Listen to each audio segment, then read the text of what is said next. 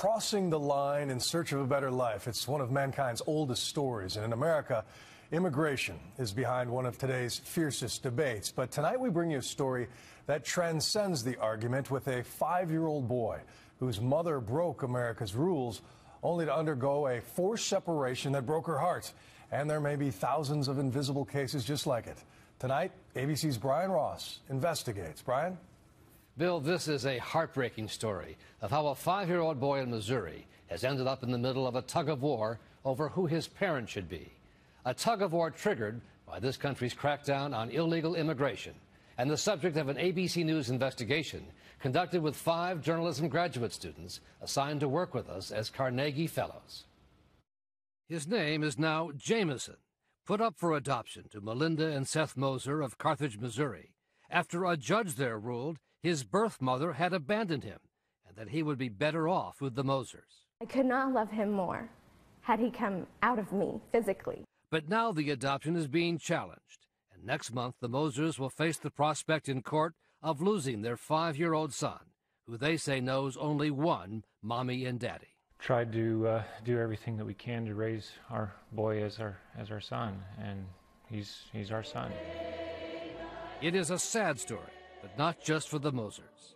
This is Jameson's biological mother, Encarnacion Bayel Romero, a native of Guatemala, who says she wants her son back, the son she named Carlos or Carlitos. I need him to feel my love as the mother of Carlitos. I'm the mother of Carlitos, and I need for him to be with me soon.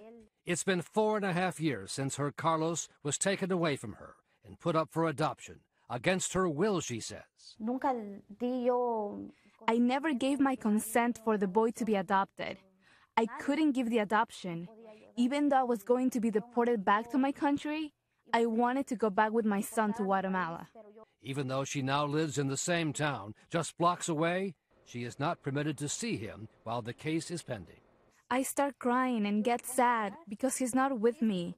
I need him with me. No está él conmigo. The last time she saw Carlos was the day she was arrested in a federal immigration raid at this Missouri poultry plant and ended up helpless in a federal prison 900 miles away. I started to ask for help and ask what could I do to find out where my son Carlitos was.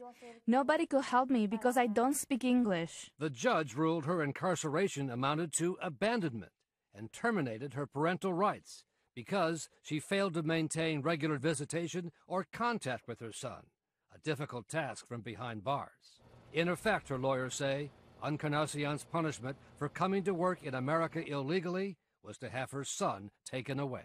Regardless as to how you feel about immigration, this country protects family rights, and immigration in itself is not a reason to terminate parental rights. Yet with a growing number of illegal workers being held at the 18 federal detention centers around the country, human rights groups say thousands of families are being torn apart by similar rulings. We're creating a collateral consequence in which thousands of children are ripped away from their families with no real process for being reunited. When parents are detained, often moved far away without notice, their children appear to local judges to be abandoned, with the parents unable to respond.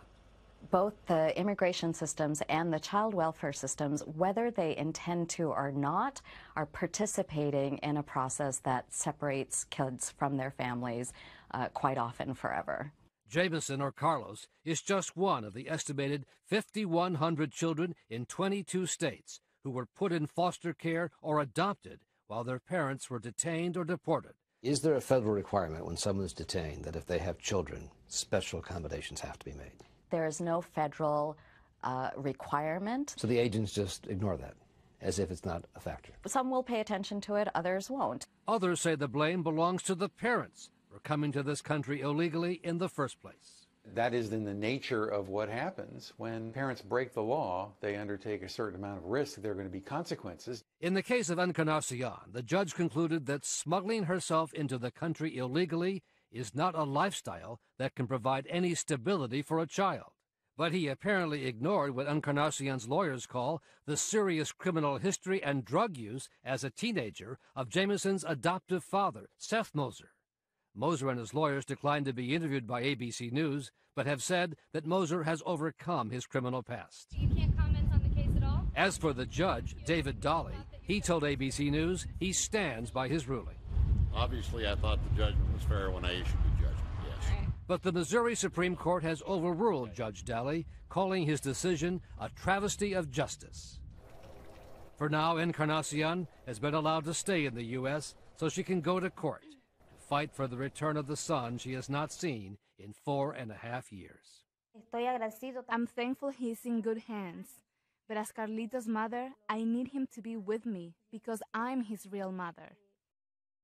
The fate of Jameson or Carlos will be decided in a new trial set to begin February 28th in Missouri.